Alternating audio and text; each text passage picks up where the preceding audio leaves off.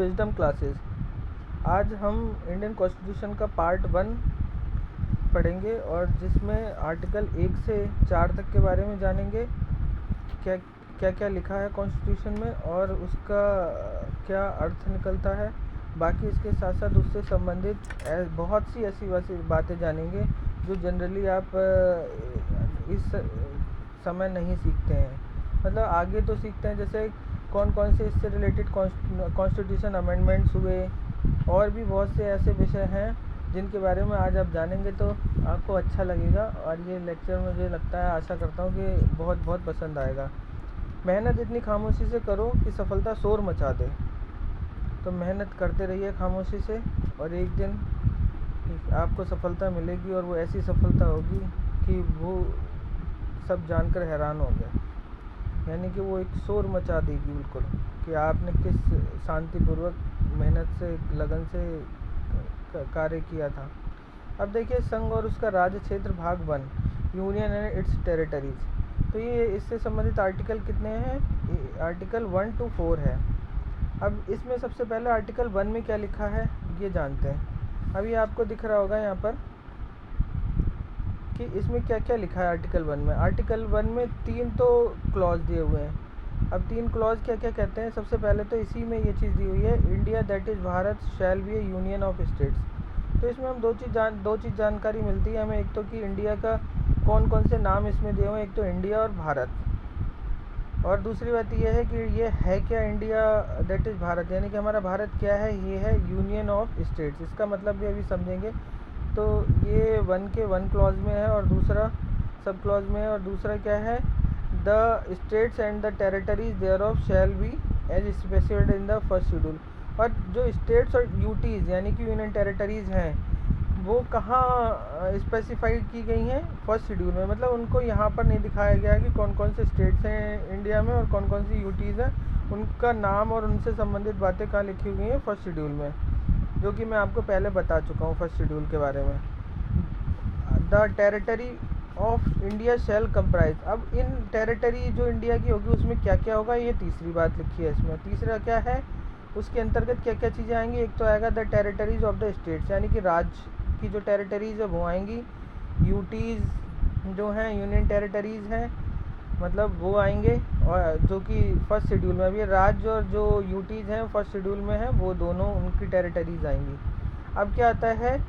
Such other territory as में B acquired. और अगर इनके अलावा कोई भी ऐसा क्षेत्र बाद में एक्वायर किया गया हो तो वह भी इसके अंतर्गत आएगा। किसके अंदर? यूनियन ऑफ स्टेट्स के अंदर, यानी कि इंडिया की जो टेरिटरी है उसके अंदर।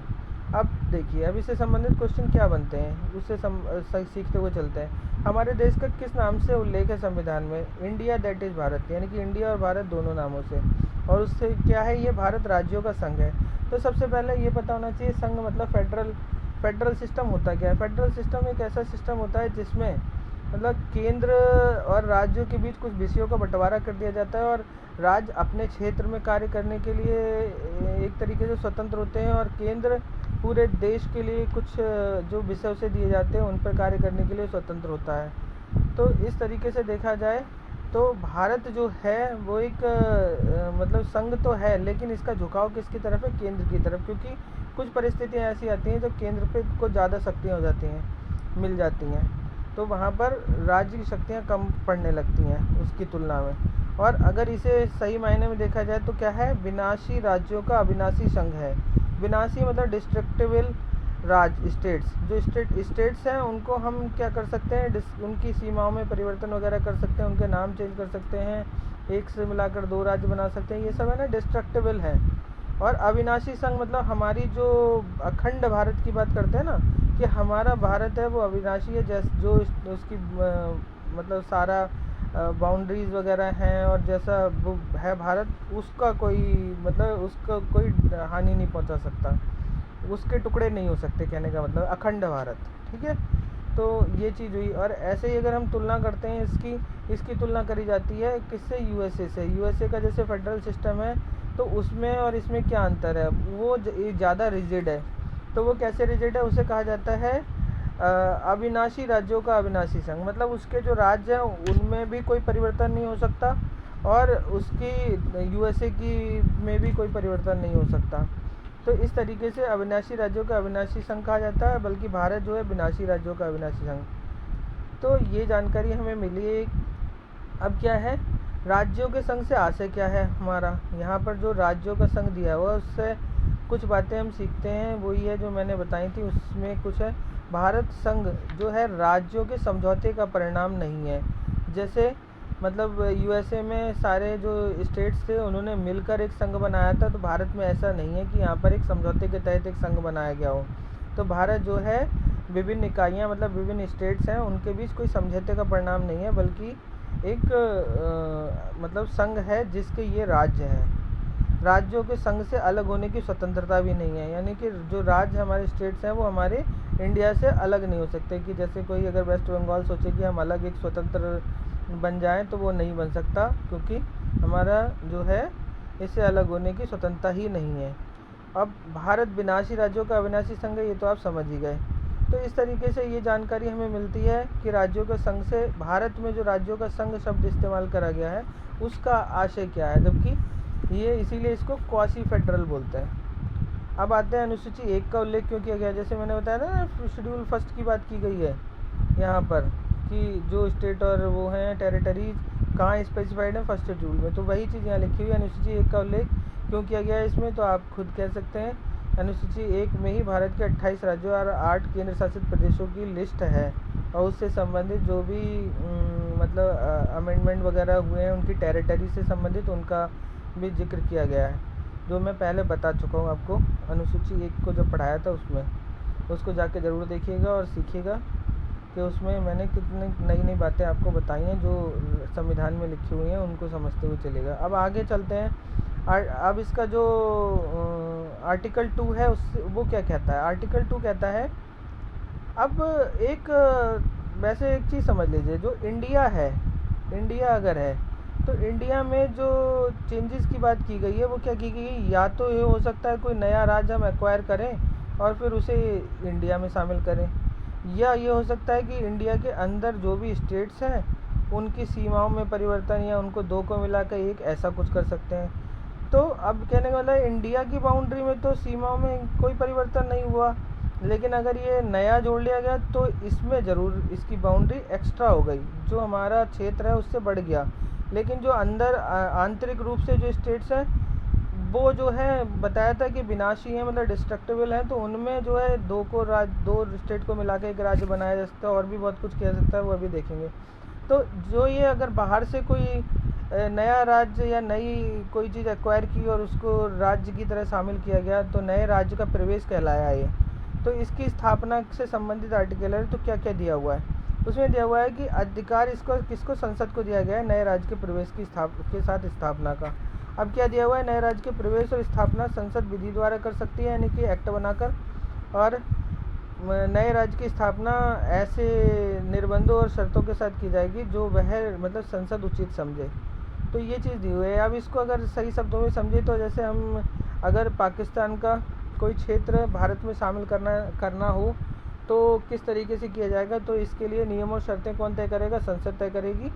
और किस अनुच्छेद के तहत ये किया जाता है, तो ये अनुच्छेद 2 के तहत किया जाता है नए राज्यों का भारत में प्रवेश। अब संसद को वही चीज़ लिखी हुई, संसद को अधिकार है वह उचित समझे उन टर्म्स एंड कंडीशंस के आधार पर भारत में का इस क्षेत्र में प्रवेश करा सकती है। ऐसा करने के लिए आर्टिकल 368 के तहत संविधान संशोधन नहीं माना जाएगा। एक सामान्य तरीके से जैसे एक्ट पास करते हैं सामान्य बहुमत से, वैसे ही ये कार्य किया जा सकता है, किया जाएगा। अब आता है आर्टिकल 3 में क्या दिया हुआ है। तीसरे आर्टिकल में दिया है नए राज्य के निर्माण और वर्तमान राज्य की सीमाओं और कहने में उनके नामों में परिवर्तन। अब ये कैसे किया जाएगा, इसमें दिया है संसद विधि द्वारा ऐसा करती है। अब इंग्लिश में भी दिया हुआ है, चाहे तो जिनको हो तो वो पढ़ के देख लें, बाकी मैं इसको हिंदी में आसानी से समझा दे रहा हूँ। किसी राज्य से कोई भी स्टेट है इंडिया का उसके राज्य क्षेत्र को अलग करके, या फिर दो राज्यों को मिला करके, या किसी राज्य का जो क्षेत्र है उसको किसी दूसरे राज्य के से मिलाकर एक नए राज्य का निर्माण भी कर सकती है संसद। तो ये नए राज्य के निर्माण के ये तरीके दिए हुए हैं, या तो अलग करके, या दो को मिलाकर, या किसी राज्य क्षेत्र को और दूसरे राज्य को मिलाकर एक नए राज्य का गठन कर सकती है। ये कौन करेगी? संसद विधि द्वारा, संसद विधि द्वारा करेगी। अब इसके अलावा क्या कर सकती है? हो सकता है किसी राज्य का क्षेत्र बढ़ा रही हो सकता है किसी राज्य का क्षेत्र घटाना पड़े, हो सकता है उनकी सीमाओं में परिवर्तन करना पड़े। अभी ये है इस राज्य की, फिर इसकी ऐसे कर दी और इसकी ये वाली कर दी। तो इस तरीके से सीमाओं में अगर कोई परिवर्तन करना है तो वो कर सकती है। कौन? संसद ही करेगी। क्या? विधि बनाकर। किसी के नाम में परिवर्तन करेगा, जैसे उड़ीसा था पहले, बाद में उड़ीसा क्या कहा गया। तो इस तरीके से नाम चेंज होते रहते हैं। तो वो कौन करता है? राज्य के संसद विधि द्वारा, मतलब संसद एक एक्ट पास करके बनाती है। अब ये सबसे बड़ी बात आती है, इस तरीके से आर्टिकल 3 में जो भी परिवर्तन किए जाएंगे वो किस प्रक्रिया के माध्यम से किए जाएंगे। तो इससे संबंधित प्रश्न जो आता है उस आर्टिकल 3 में नए राज्य के निर्माण, वर्तमान राज्य की सीमाओं, क्षेत्रों, नाम में परिवर्तन की प्रक्रिया क्या है। अब प्रक्रिया समझिए। प्रक्रिया में सबसे पहले क्या होता है? विधेयक, जो भी मतलब विधेयक है वो पेश करने के लिए राष्ट्रपति की सिफारिश की आवश्यकता होती है। ठीक है। और उसके बाद में राष्ट्रपति इस विधेयक को संबंधित राज्य की राय जानने के लिए प्रेषित करता है। यानी कि जिस राज्य से संबंधित वो है, जिसकी सीमाओं में परिवर्तन किया जा रहा है या उससे संबंधित उसका क्षेत्र बदला जा रहा है, तो उससे संबंधित राज्य को राय जानने के लिए ये विधेयक जो है भेजा जाता है। और इसके लिए एक समय सीमा निर्धारण किया जाता है कि वह उस पर विचार करे या फिर उसमें अपनी जो भी विधानमंडल है उसमें जिस तरीके का भी चेंज चाहता है वो उसके बारे में अपनी राय दे सकता है। तो अब क्या है दूसरा, परंतु राज्य विधानमंडल के लिए विधानमंडल की राय जो होगी राज्य की, उसकी राय बाध्यकारी नहीं। मतलब उसने अगर कहा ये चेंज हो जानी चाहिए, ऐसा नहीं किया जाना चाहिए, तो ये ज़रूरी नहीं है कि मतलब उसकी बात को माना जाए। ये इसलिए इसको एक औपचारिकता मानी जाती है, क्योंकि हमने बस इन्फॉर्म कर दिया आपको। बाकी हम ऐसा कुछ नहीं कर रहे हैं कि आपकी बात को मानेंगे। ज़रूरी होंगी तो मान भी सकते हैं, लगेंगी सही। तो इसीलिए संसद जो है, यहाँ पर लिखा हुआ है, संसद जो है राज्य विधानमंडल की राय जानने के बाद विधेयक को किसी भी प्रकार का परिवर्तन करती है अगर, तो उसके बाद में दोबारा जो है राज्य विधानमंडल के पास भेजा जाना अनिवार्य नहीं है। क्योंकि जब उसकी मात्र औपचारिकता मान लिया गया है, तो अगर चेंज भी कर दिया उसकी बातों के अनुसार, तो दोबारा उसके बाद नहीं भेजा जाता है कि भाई अब हम चेंज कर दिया, अब तुम्हारे पास अनिवार्य नहीं है इसके लिए भेजने के लिए, ये ज़रूरी नहीं हम भेजें। इसे इसी रूप में पारित मान लिया जाता है, जो कि संसद ने चेंज कर दिए या फिर वैसे का वैसे एक्सेप्ट कर लिया। तो इस तरीके से 3 चीज़ें हो गई कि अगर कोई बाहर से किसी राज्य का प्रवेश हो रहा हो, या फिर हमें आंतरिक रूप से जो है उसमें कोई परिवर्तन करना हो, नए राज्य का निर्माण करना हो, या सीमाओं में परिवर्तन करना हो, या नाम में परिवर्तन करना हो, तो उससे संबंधित प्रक्रिया, इसका प्रक्रिया का भी वर्णन दिया हुआ है इसमें। तो ये प्रक्रिया को मैंने सरल भाषा में लिख दिया है यहाँ पर। अब आता है कि इससे संबंधित एक चीज़ होती है जो इस टाइम आपको किताबों में नहीं मिलेगी, लेकिन किसी किताब में दिया भी हो सकता है। तो ये क्या है? सिक्किम की स्थिति 2 का जोड़ा जाना और हटाया जाना। तो जो आर्टिकल 2A था, वो जो है कब जोड़ा गया और कब हटाया गया, क्यों जोड़ा गया, क्यों हटाया गया, और सिक्किम का जो है ब्रिटिश शासन के अधीन एक रियासत से लेकर 22वें राज्य बनने तक के सफ़र के बारे में जानते हैं, जो कि शायद आपने पढ़ा होगा, लेकिन सही तरीके से आज सीखेंगे। भारत की स्वतंत्रता से पूर्व सिक्किम की क्या स्थिति थी? तो वहाँ पर क्या था? एक वो रियासत थी और उसमें नामग्याल वंश का शासन था और राजा को चोग्याल कहा जाता था, या इसीलिए सिक्किम में क्या थी? मोनार्की थी। और ये जो रियासत थी इसमें क्या था? अंग्रेज़ों की सर्वोच्चता इन्होंने स्वीकार कर रखी थी आज़ादी से पहले।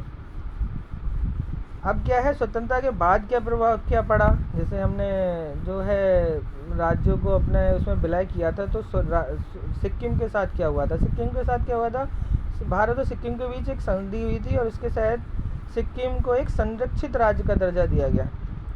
तो मतलब पहले जो था वो एक रियासत था, उसके बाद में अब क्या हो गया? एक संरक्षित राज्य का दर्जा मिल गया एक संधि के द्वारा। इसके तहत संधि में क्या क्या था? सिक्किम को रक्षा, संचार, विदेशी मामलों से संबंधित प्रबंधन भारत द्वारा किया जाना तय हुआ और सिक्किम में राजशाही बनी रही, नामग्याल वंश का शासन बना रहा। बस भारत को क्या? रक्षा, संचार और विदेशी मामलों से संबंधित प्रबंधन का अधिकार मिल गया। अब इसी से संबंधित ये चीज़ एक जान लीजिए कि 1973 में सिक्किम में संवैधानिक राजशाही यानी कॉन्स्टिट्यूशनल मोनार्क की स्थापित हुई। कैसे, क्या चीज़ है, मतलब इसका मतलब क्या है कि इससे पहले जो था 1642 से 1970 तक तो एब्सोल्यूट मोनार्क था, मतलब पूरी तरीके से राजशाही थी। और 1973 के बाद में सिक्किम में हो गई कॉन्स्टिट्यूशनल मोनार्क, यानी कि राजा तो रहा प्रमुख व्यक्ति यानी कि सर्वोच्च पद पर, लेकिन उसके साथ साथ संविधान का निर्माण हुआ, मतलब वहाँ पर राजनीतिक जो विधानमंडल वगैरह का गठन हो गया। इसीलिए कहते हैं 1973 में सिक्किम में विधानमंडल या विधानसभा का गठन हुआ। अब क्या होता है, 35वां संविधान संशोधन की आवश्यकता क्यों पड़ी, कि जिसके लिए हमें क्या क्या टू का वगैरह को जोड़ना पड़ा है। अब मेन चीज़ है हमारे उसमें हमने बताया था आर्टिकल एक तो केवल क्या क्या है इंडिया के राज्यों के संघ में उसके बारे में बात करता है, दूसरा जो बात करता है कोई नए राज्य का प्रवेश करना हो, तीसरा जो बात करता है आंतरिक हमारी जो टेरिटरी में है उसमें कोई परिवर्तन करना हो चाहे राज्यों के निर्माण से। तो इन सब में जो थी बात, एक बात सबसे बड़ी थी, ये चीज़ हो गई थी कि मतलब जो सिक्किम होगा उसे हम किस तरीके से शामिल करेंगे। अब इससे बात आती है या तो हम उसे पूरा का पूरा एक्वायर करके अपने राज्य में शामिल कर लें, नए राज्य का दर्जा दे दें तो हमारा नया राज्य सीधे बन जाता, लेकिन कुछ ऐसी चीज़ें हुई जिसकी वजह से उसे शहर राज्य का दर्जा दिया गया और शहर राज्य के दर्जे का कोई क्लॉज था नहीं, तो इसके लिए 2 का नया क्लॉज जोड़ा गया 2A से। तो अब वही चीज़ है, क्योंकि 2 में तो है नए राज्य का प्रवेश, अब नए राज्य को एक नया दर्जा दिया जा रहा है शहर राज्य का दर्जा, उसके लिए कोई क्लॉज नहीं है, तो 2A बनाया गया, उसको जोड़ा गया। अब देखते हैं और क्या क्या हुआ था उस समय। 35वें संविधान की संशोधन की आवश्यकता क्यों पड़ी, सबसे पहले ये जानिए। 1974 में सिक्किम में जो परिवर्तन हो रहे थे, विधानसभा में पूर्ण सरकार स्थापित करने और भारत के साथ घनिष्ठ संबंध स्थापित करने का निर्णय लिया गया। वहाँ पे पूर्ण सरकार स्थापित करने की बात हुई और भारत के साथ घनिष्ठ संबंध बनाने का निर्णय लिया गया। और इससे क्या हुआ, राजनीतिक संस्थाओं में भागीदारी और प्रतिनिधित्व की परिकल्पना शुरू हुई। वहाँ पर भारत की राजनीतिक संस्थाओं में भागीदारी और प्रतिनिधित्व की बात करने लगे वो। अब इसके लिए सिक्किम विधानसभा में एक अधिनियम पारित हुआ, एक्ट पारित हुआ, वो क्या गया, सिक्किम सरकार अधिनियम पारित किया गया। और इन्हीं चीज़ों के लिए जो ये पूर्ण सरकार की स्थापना के साथ साथ भारत में घनिष्ठ संबंध की बात की गई थी वहाँ, इसके लिए सिक्किम में तो ये हो गया एक अधिनियम पारित, लेकिन भारत में क्या हुआ, भारत में 35वां संविधान संशोधन अधिनियम 1974 पारित हुआ 1974। इसीलिए 1974 में वहाँ पर मांग उठ रही है और इसीलिए 35वां संविधान संशोधन की ज़रूरत पड़ रही है भारत में, क्योंकि ये संविधान के बिना हम उसे शहर राज्य का दर्जा नहीं दे सकते थे और शहर राज्य के दर्जा के साथ ही हमें कुछ चीज़ें करनी पड़ी। वो अब देखिए क्या क्या हुआ 35A के बाद, 35वें संविधान संशोधन के बाद में। इस अधिनियम में क्या क्या था, भाग 1 में आर्टिकल 2A जोड़ा गया जो मैंने बता दिया, इसके तहत शहर राज्य का दर्जा दिया गया। अब एक चीज़ आप नई सीखेंगे, 10वीं अनुसूची जोड़ी गई। अब 10वीं अनुसूची आपने हम अभी तक पढ़ते आए होंगे किससे संबंधित थी, दल बदल के कानून से संबंधित थी और वो 52nd अमेंडमेंट के बाद जोड़ी गई थी 1985 में। अब ये सब हो गया तो ये 10वीं अनुसूची की बात मैं यहाँ क्यों कर रहा हूँ, मैं कहीं गलत नहीं हूँ, कहीं आपको लग रहा हो जिन्होंने ना पढ़ा हो उनको ऐसा लग रहा होगा इन्होंने तो गलत पढ़ा दिया, गलत नहीं है ये 10वीं अनुसूची उस समय जोड़ी गई थी। और उसमें क्या उस समय क्या लिखा गया था, उस समय इस अनुसूची में सिक्किम के क्षेत्र और उन शर्तों को निर्धारित किया गया जिनके आधार पर सिक्किम को भारत के साथ जोड़ा गया था, यानी कि शहर राज्य का दर्जा दिया गया था। उन शर्तों और उन सिक्किम के क्षेत्र को निर्धारित किया गया था। और इसके साथ आर्टिकल 80 और 81 में भी कुछ चेंजेस करने पड़े जब इसे शहर राज्य का दर्जा दिया। तो ये चीज़ अब 10वीं अनुसूची की बात यहाँ पर आई है, लेकिन उसमें लिखा कुछ और है। इस टाइम सिक्किम से संबंधित बातें लिखी हुई हैं। अब इस अधिनियम के तहत अधिकार सिक्किम को क्या मिले, इसके साथ सिक्किम को अधिकार मिले, सिक्किम की अखंडता की रक्षा की बात की गई। सिक्किम की रक्षा की बात की, अखंडता मतलब उनके कोई इंटीरियर मामले में मतलब वो अखंड रहे। राजनीतिक, आर्थिक और वित्तीय जो है, वित्तीय व बाहरी मामले, बाहरी समझे, आर्थिक इंटरनल वाले और बाहरी मामलों का रेगुलेशन की बात की गई, भारत करेगा। भारतीय शिक्षण संस्थाओं में सिक्किम के छात्रों को अवसर देने की बात की गई। भारतीय सार्वजनिक सेवाओं में रोजगार की बात की गई, एम्प्लॉयमेंट की बात की गई गवर्नमेंट सर्विसेज में। भारतीय राजनीतिक संस्थाओं में भागीदारी की बात की गई और लोकसभा और राज्यसभा की एक एक सीट निर्धारित की गई। कहाँ, भारत की लोकसभा और राज्यसभा में की एक एक सीट कहाँ निर्धारित की, सिक्किम से अब चुनकर आएंगे एक एक लोग यहाँ पर। और इसका वही माध्यम रहेगा, लोकसभा में जनता के वहाँ के प्रतिनिधि चुन के भेजेंगे और राज्यसभा में वहाँ की विधानसभा के सदस्य चुन के भेजेंगे एक व्यक्ति। ठीक है, तो इस तरीके से ये चीज़ें हुई 35वें संविधान संशोधन। अब 36वां संविधान संशोधन अगले ही साल हो गया, 1975 में करना पड़ा, संविधान संशोधन अधिनियम लाना पड़ा। अब इसकी आवश्यकता क्यों पड़ी? अब सिक्किम में इतना सब कुछ हो गया तो सिक्किम में भारत द्वारा सिक्किम को पूर्ण राज्य का दर्जा दिए जाने की मांग होने लगी। शहर राज्य का दर्जा मिल गया, अब पूर्ण राज्य की बात करने लगे वो लोग। तो इसके लिए सिक्किम में जनमत संग्रह कराया गया और सिक्किम की जनता ने इसके पक्ष में निर्णय लिया गया कि हम पूर्ण राज्य का दर्जे चाहते हैं भारत में। अब इसके आधार पर 36वां संविधान संशोधन पारित किया गया। अब जब 36वां किया गया, शहर राज्य के दर्जे वाला क्लॉज हटाना पड़ेगा, तो वो इसीलिए पूर्ण राज्य का दर्जा दिया गया और उसके साथ साथ अनुच्छेद 2 का हटाया गया और अनुसूचित 10 को भी हटाया गया, क्योंकि 10 में जो बातें लिखी गई थी कि जब शहर राज्य का दर्जा गया तो कौन शर्तें और क्या क्या टेरिटरी डिसाइड की गई थी, तो वो क्लॉज भी हटाना पड़ेगा, मतलब वो अनुसूची हटानी पड़ी। तो फिर से 10वीं अनुसूची खाली हो गई थी और उस 10वीं अनुसूची की जगह किसने भरी थी? दल बदल वाले कानून ने भरी थी। ठीक है, तो इसलिए यहाँ और उसमें बस इतना अंतर है, ये आ भी गई और डिलीट भी हो गई एक ही साल में, जैसे 2 का आया भी और डिलीट भी हो गया एक साल में संविधान से। तो इनके बारे में नहीं मिलेगा आपको ज़्यादातर किताबों में, नई किताबों में। तो अगर ऑथेंटिक बुक्स हैं उनमें सब में होता है और बड़ी कोचिंग सब बताती भी हैं, लेकिन कोई ध्यान इन चीज़ों पे नहीं देता है। अब जब 80 और 81 जो अनुच्छेद है उसमें फिर से संशोधन करना पड़ेगा, क्योंकि वो करे गए थे शहर राज्य के दर्जे के हिसाब से, अब पूर्ण राज्य के दर्जे के हिसाब से किए जा रहे हैं। इसके अलावा 371F जोड़ा गया था। आपने जैसे 370 कश्मीर के लिए सुना होगा, उसमें कुछ बातें कश्मीर से संबंधित लिखी गई थी।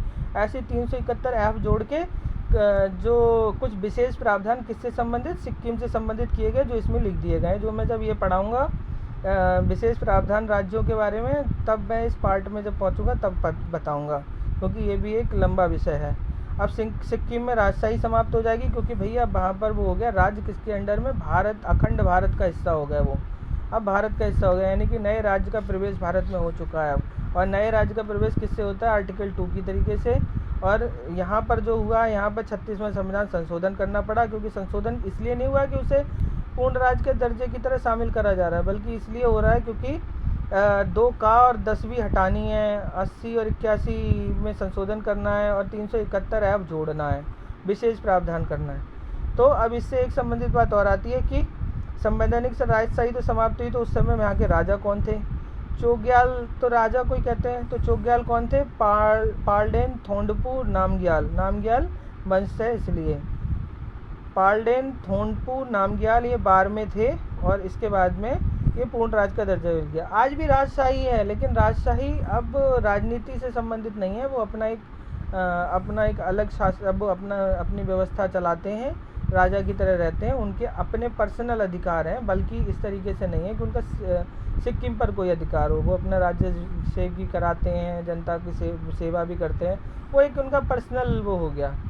तो इस टाइम वांगचुक नामग्याल हैं, तो इस तरीके से 13 भी हैं, लेकिन अब वो राजशाही समाप्त हो चुकी है वहाँ पर, क्योंकि वो भारत का हिस्सा बन चुका है पूरी तरीके से। 22वां राज्य बना, 22वां राज्य कब? 1975 में।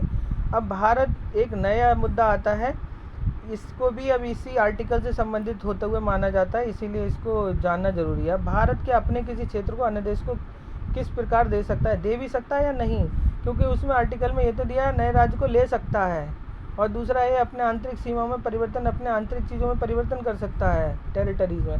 लेकिन कहीं भी 2 और 3 में ये नहीं लिखा है कि क्या कर सकता है।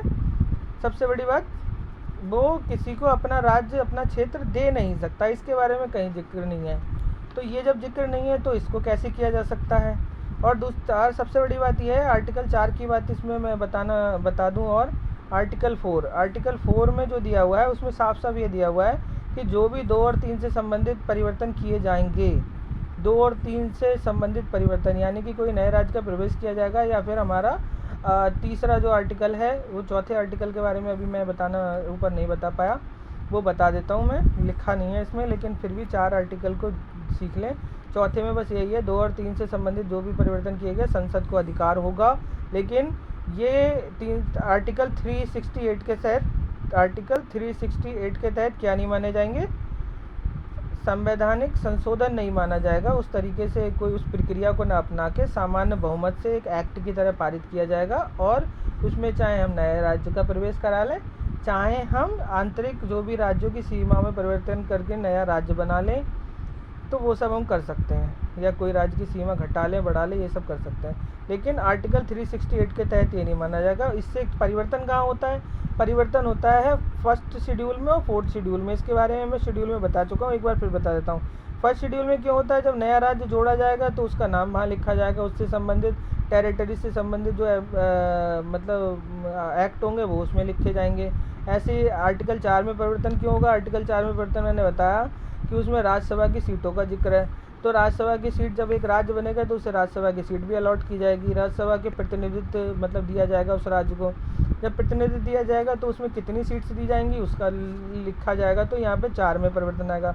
तो इससे संबंधित 1 और 4 में जो परिवर्तन होंगे वो सामान्य बहुमत से एक एक्ट पास करके किए जाएंगे, ना कि आर्टिकल 368 के तहत। ये बात हो गई। अब जब आपने चारों आर्टिकल जान लिए हैं तो अब इसमें एक चीज़ और देख लीजिए कि किसी क्षेत्र को ना देने वाली बात मैंने बता ही दिया कि ये नहीं दिया जा सकता है, ऐसा कहीं लिखा नहीं है।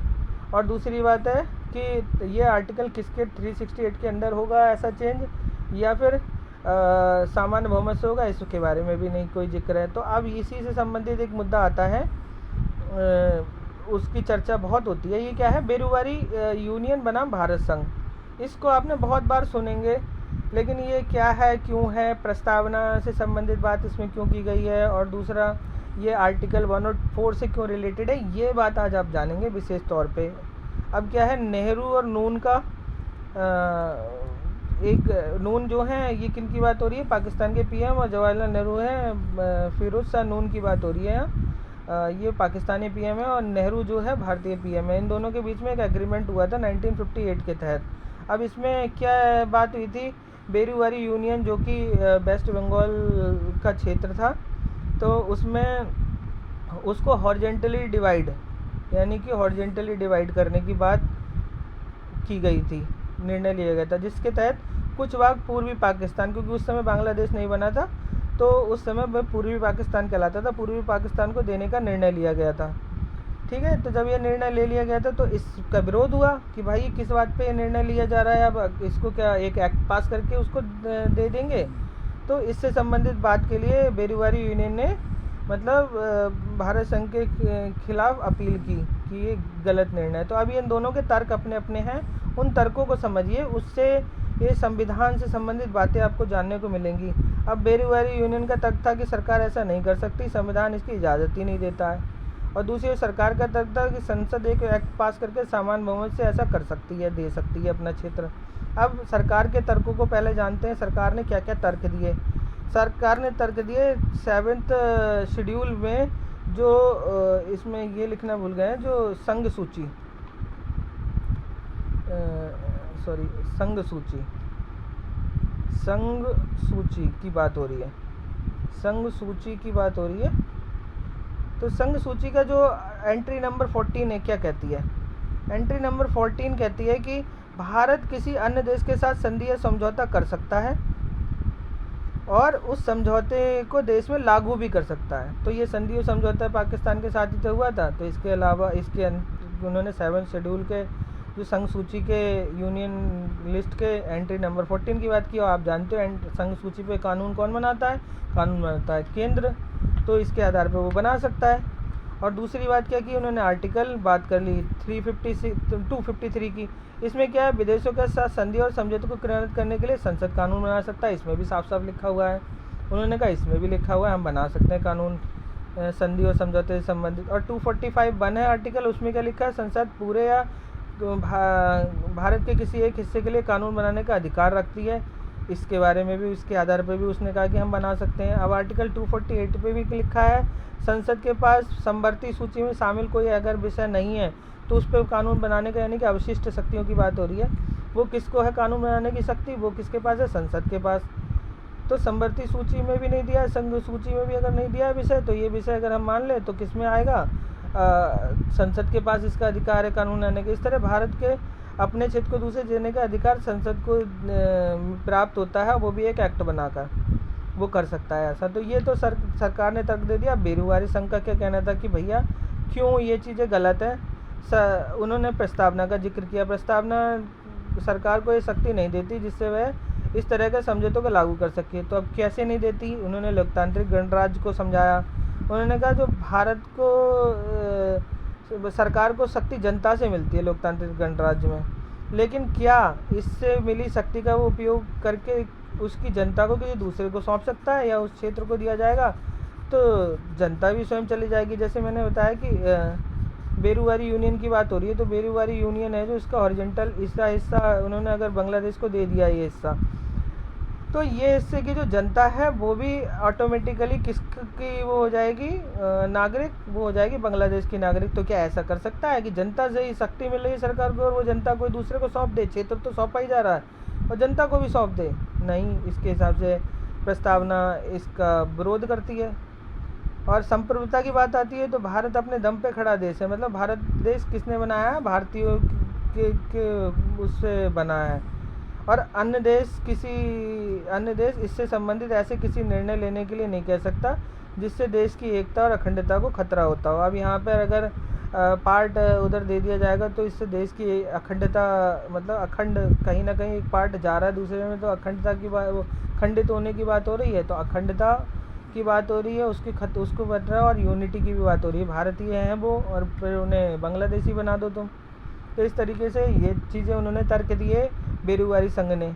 अब ये निर्णय जो था वो किसके कोर्ट में गया भैया? सुप्रीम कोर्ट के पाले में पहुंच गया। अब सुप्रीम कोर्ट ने इससे, वैसे तो राष्ट्रपति ने इससे 143 आर्टिकल 143 के तहत राय मांगी थी कि इस मुद्दे पे क्या किया जाना चाहिए। तो बेरोजगारी यूनियन मामले में सुप्रीम कोर्ट ने निर्णय दिया था। प्रस्तावना जो है संविधान का हिस्सा नहीं माना उन्होंने कह दिया भैया संविधान का हिस्सा प्रस्तावना नहीं है और सरकार को ही कोई शक्ति नहीं देती। और इसके अलावा अनुच्छेद 3 के आधार पर भी उन्होंने इसको डिफ़ाइन किया कि भारत को किसी हिस्से को किसी को नहीं सौंपा जा सकता, क्योंकि देश के अंदर की सीमा के पुनर्निर्धारण की शक्ति तो 3 देता है, लेकिन किसी ज़मीन किसी अन्य को देने की शक्ति नहीं देता है आर्टिकल 3 सरकार को। अब बात आती है कि इस समझौता जो नेहरू और नून का समझौता था, इसे लागू करने के लिए भी उन्होंने निर्णय दिया कि भैया इसे लागू भी करना चाहते हो आप तो आर्टिकल 368 के तहत भैया संविधान में संशोधन करो और उसी प्रक्रिया को अपनाओ, इसके तहत आप दे सकते हो।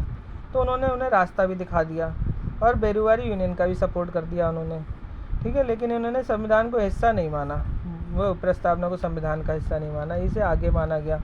तो ये मैंने जब प्रियम्बल पढ़ाया था तब इसके बारे में बताया था। तो प्रियम्बल से भी रिलेटेड हो गई, आर्टिकल 1 to 4 से भी रिलेटेड हो गई और संविधान संशोधन की बातें भी इसमें हो रही है। अब इसके तहत अब नेहरू जी को भैया करना तो था ही। नेहरू जी ने क्या करा भैया, 9वां संविधान संशोधन कर दिया, 19 अधिनियम लेके आए 1960 में और इसे पारित किया गया।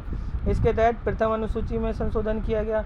प्रथम अनुसूची में संशोधन क्यों हो रहा है अब आप समझ सकते हैं, क्योंकि उस टेरिटरी, पश्चिम बंगाल की टेरिटरी में परिवर्तन हो रहा है। ये देने की वजह से हो रहा है वो, लेकिन टेरिटरी में परिवर्तन तो हो रहा है, तो उससे संबंधित जो एक्ट आएगा, जो भी कुछ आएगा, उसके बारे में मेंशन करना पड़ेगा, उसके टेरिटरी के बारे में। मैंने कहा ना, हर स्टेट की टेरिटरी डिफाइन की गई है उसमें कि कौन कौन से क्षेत्र आएंगे, तो उससे संबंधित अगर टेरिटरी से संबंधित कोई भी एक्ट होगा तो उसके बारे में वर्णन किया जाएगा। तो इसलिए प्रथम अनुसूची में संशोधन हो रहा है और बेरोजगारी संघ का कुछ भाग पूर्वी पाकिस्तान को दे दिया गया इसके तहत।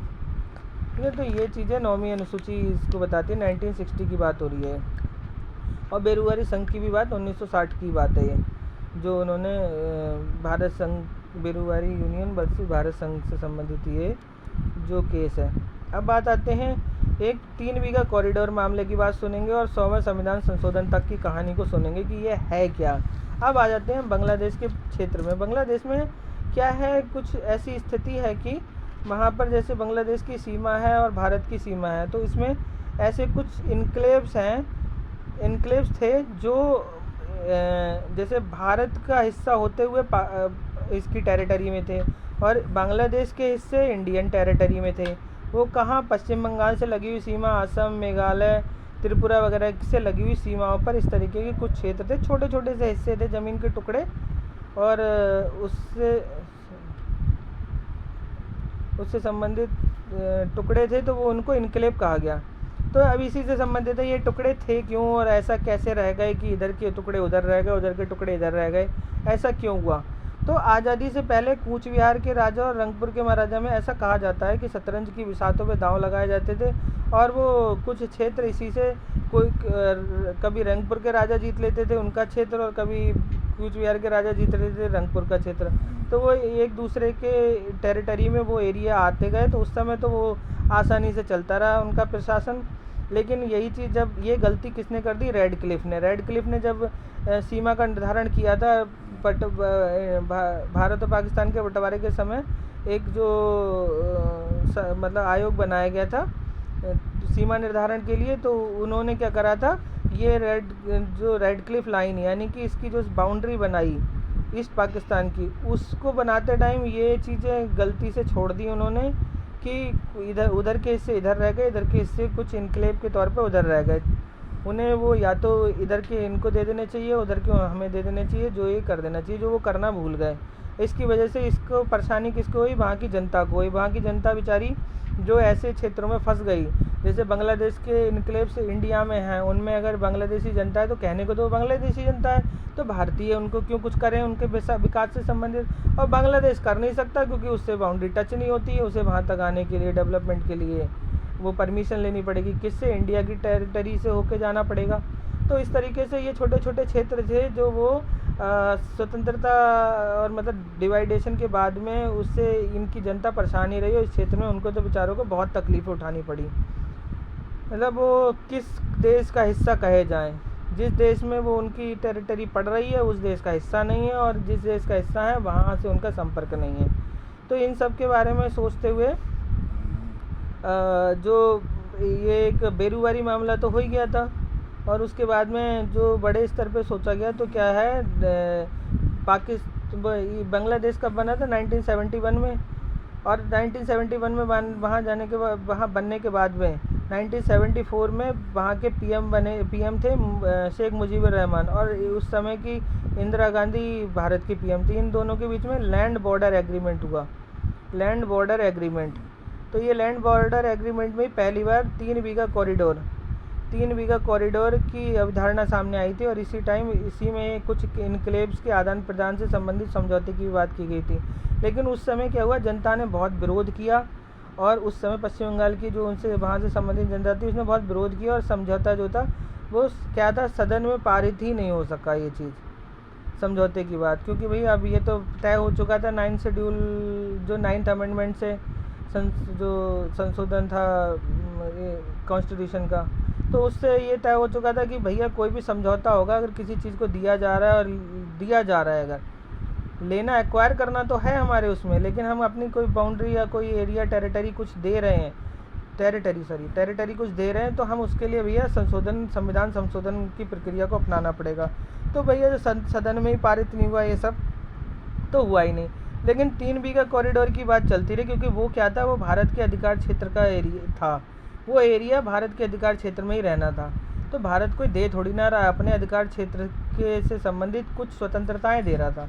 वो स्वतंत्रताएं किस तरीके की थी कि उस रास्ते को बना दिया गया, तो उस रास्ते पर लगा दी गई थी फोर्स, और वो सिक्योरिटी फोर्स, और उसका काम क्या था, कुछ समय के लिए वो रास्ता खोला जाता था। और जो इसको अभी दिखा देते हैं, अभी आगे चल के मैं उसको चित्र से समझाऊंगा।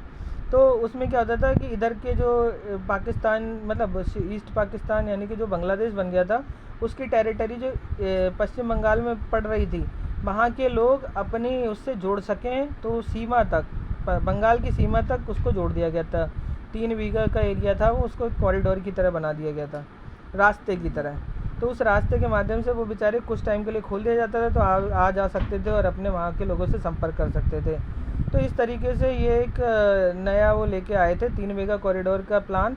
तो ये तैयार होने लगा, और फिर समय समय पर इससे संबंधित कुछ चीज़ें होती रही। जैसे मैंने बताया, ये पहला तो यही हुआ 1992 में 6 घंटे के लिए खोलने का निर्णय हुआ दिन में, फिर 12 घंटे, 96 में 12 घंटे खोलने का निर्णय हुआ। तो इस तरीके से समस्याएं तो चलती रहीं। तो वो प्रतिदिन खोला जाता था 12 घंटे के लिए 96 के बाद में, और जनता एक दूसरे से संपर्क में रहती थी, और सिक्योरिटी वाले अपना सिक्योरिटी में रहते थे, देख रेख में, कि कोई ऐसी गतिविधि ना हो जो देश के लिए हानिकारक हो, तो सुरक्षा की दृष्टि से। तो अब क्या हुआ कि 2011 में फिर इसी पे एक और बात हुई। 2011 में प्रोटोकॉल तत्कालीन पीएम मनमोहन सिंह और बांग्लादेश की जो थी शेख हसीना वहाँ की थी पीएम, तो उनके बीच में एक प्रोटोकॉल साइन हुआ और उसके तहत 3 बीघा कॉरिडोर जो इंडिया का अंतर्गत था वो 99 सालों की लीज पे 99 ईयर्स की लीज पर बांग्लादेश को दे दिया गया और तय हुआ कि 24 घंटे खुला रहेगा। ये इससे संबंधित समझौता हुआ। अब 2011 के बाद में 24 घंटे उस क्षेत्र के, अब वो क्षेत्र कौन सा था उसको आइए देखते हैं पहले कि कहाँ बना था वो और क्या चीज़ थी। अब इससे संबंधित देखते हैं। सबसे पहले आप ये देखिए, ये एरिया है इधर वाला, ये है हमारा वेस्ट बंगाल, इधर है बांग्लादेश। अब इसमें जो रेड वाला हिस्सा दिख रहा है ये जो ब्लू से घिरा हुआ, तो ब्लू तो जो है वो कूच बिहार है, ब्लू जो है वो कूच बिहार है जो कि वेस्ट बंगाल का हिस्सा है, कूच बिहार डिस्ट्रिक्ट।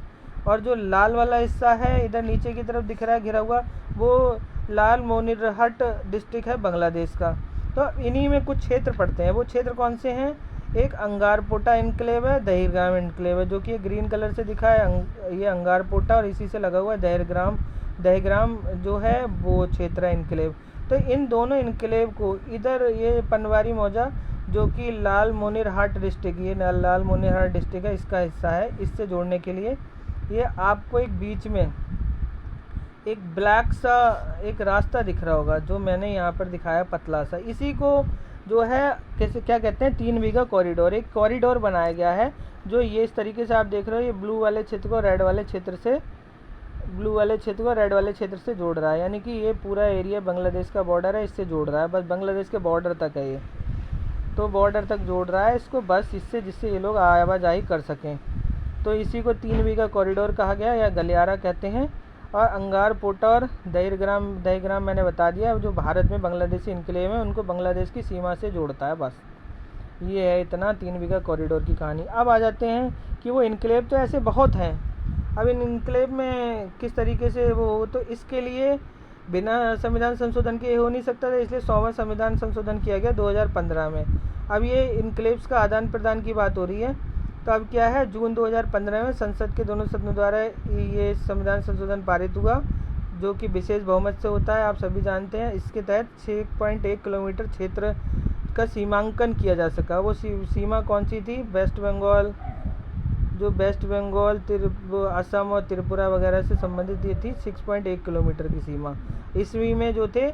अब क्या हुआ, अब इनक्लेव का आदान प्रदान हो रहा है, भैया तो हमें अपना क्षेत्र दे दो, हम अपना क्षेत्र जो हमारे में है वो आपका हो गया, मतलब हमारा हो गया, और जो आपके में वो आपका हो गया। इसी तरीके से 111 सीमावर्ती इनक्लेव्स बांग्लादेश को मिले और 51 इनक्लेव भारत का हिस्सा बन गए। तो अब ये हो गया इधर के हमारे, उधर के तुम्हारे। और इस तरीके से 17,158 एकड़ ज़मीन थी वो बांग्लादेश को मिल गई और 7,110 एकड़ ज़मीन वो भारत का हिस्सा बन गई। अब जनता का भी इसमें स्थानांतरण हुआ था कि भैया इन जिन क्षेत्रों में जिनको जाना है, भैया बांग्लादेशी को अगर उधर वाले क्षेत्र में जाना है तो अपने क्षेत्र में जाओ, और भारतीयों को इधर से इधर आना है तो अपने क्षेत्र में आओ। तो इस तरीके से ये इनक्लेव्स का आदान प्रदान हुआ। तो आपने देखा 100वें संविधान संशोधन इससे संबंधित देख लिया, 3 बीघा कॉरिडोर का जाना, और आपने इससे संबंधित जो भी पृष्ठभूमि थी उसको समझा। और ये 9वां संविधान संशोधन आपने बेरुवारी संघ वाले मामले से संबंधित माना। और बाकी जो है ये कुछ शेड्यूल्स मतलब कुछ आर्टिकल्स के बारे में जाना कि सरकार के तर्क क्या थे कि वो कानून एक्ट बना सकती है इससे संबंधित या नहीं, और प्रस्तावना किस तरीके से इससे जुड़ती है। तो अब ये नेहरू नून एग्रीमेंट के बारे में जाना था। ये सब चीज़ें आपको बारी बारी से, और बाकी सिक्किम के बारे में पूरा जान लिया कि सिक्किम 22वां राज्य कैसे बना, और 10वीं अनुसूची वाली बात याद रखिएगा विशेष तौर पे। तो ये हमारा ये टॉपिक पूरा होता है। आर्टिकल 4 का यहाँ पर मैंने वैसे नहीं लिखा हुआ। आर्टिकल 4 जो है ये साफ साफ कहता है कि जो 2 और 3 आर्टिकल के तहत जो भी परिवर्तन किए जा रहे हैं 1st और 4th अनुसूची में, वो जो है आर्टिकल 368 के तहत संवैधानिक संशोधन की तरह नहीं माने जाएंगे, बल्कि वो एक सामान्य एक्ट जैसे पारित किया जाता है सामान्य बहुमत से, वैसे ही करके उनमें परिवर्तन किया जाएगा। ये विशेष तौर पे देख लीजिएगा, वो लिखा हुआ नहीं है इसमें, बस इतना देख लीजिए। 1 से 4 तक की बातें हो गई। अभी हमारा टॉपिक ख़त्म होता है। मेरी समझ से मैंने इससे संबंधित सारे के सारे पॉइंट ले लिए हैं जो कि आपको एक जगह नहीं मिलेंगे, और अगर मिलते हैं तो बहुत अच्छी बात है। बाकी मैंने कोशिश यही की है कि आपको एक जगह लेके सब कुछ समझाऊं, और ये IAS और PCS दोनों के स्तर का टॉपिक है। बाकी और लोगों को भी जानना चाहिए कि सिक्किम 22वां राज्य कैसे बना, और 3 बीघा कॉरिडोर और आदान प्रदान इनक्लेव्स का कैसे हुआ। ये सब टॉपिक बहुत ज़रूरी है। पार्ट 1 से किस तरीके से लिंक करते हैं, और 3-4 जो है हमारे संवैधानिक संशोधन 9वां, 35वां, 34वां, वो 35वां और 36वां जो उससे संबंधित हैं, मतलब हमारे सिक्किम से संबंधित हैं। और उसके बाद में हमारा जो ये रहा 100वां संशोधन है। 3-4 संवैधानिक संशोधन है, अधिनियम, इनको भी जाना आपने। तो इस तरीके से टॉपिक ख़त्म होता है। अब मिलेंगे ऐसे ही पॉलिटी के एक नए टॉपिक में। पार्ट 2 भाग 2 से संबंधित जो आर्टिकल हैं उनके बारे में जानेंगे, 5 से 11 नागरिकता। अब जो है ये लेक्चर आपको पसंद आया हो तो प्लीज़ लाइक ज़रूर करिएगा, जिससे मैं जान सकूं आपको पसंद आया मेरे द्वारा दी हुई जानकारी। और इसको शेयर करिएगा जिससे ये और लोगों तक पहुंचे और मुझे मतलब मोटिवेट होने का मौका मिले, और मैं और से अच्छा वीडियो बना सकूं। और मेरे चैनल को सब्सक्राइब कर दीजिएगा, जिससे आप लोगों को समय समय पर जो भी मैं अपडेट करता रहता हूं वो उसकी जानकारी मिलती रहे। धन्यवाद। फिर मिलते हैं किसी एक और वीडियो में, किसी और लेक्चर।